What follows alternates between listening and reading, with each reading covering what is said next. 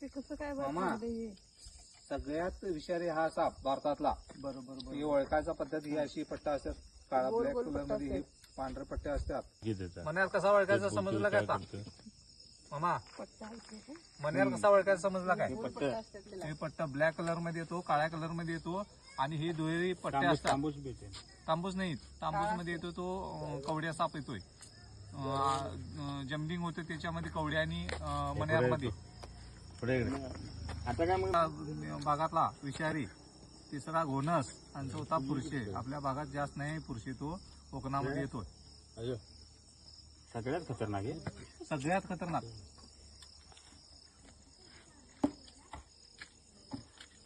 याला आता डब्यातच होता. बाईक दाखव.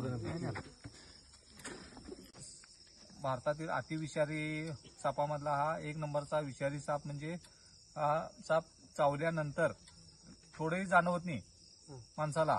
अंथरुणामध्ये जास्तीत जास्त अंथरुणामध्ये बाईट केलेला आहे आणि अंथरुणामध्ये झोपलेल्या जागीच माणूस खलास होतो. कारण का त्याला समजत पण नाही मच्छर चावला असं एवढीच भावना जाणवतं आणि त्याच्यामुळं माणूस दगावण्याची शक्यता असते.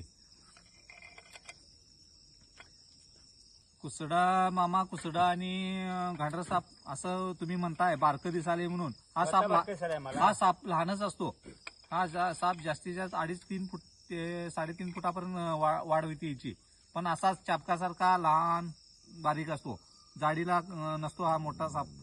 त्याच्यामुळं आपण त्याच्यावर दुर्लक्ष करतो की लहान आहे आणि हा काय करतोय.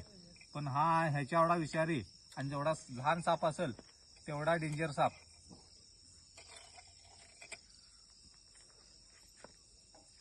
हे बनणे आहे काय?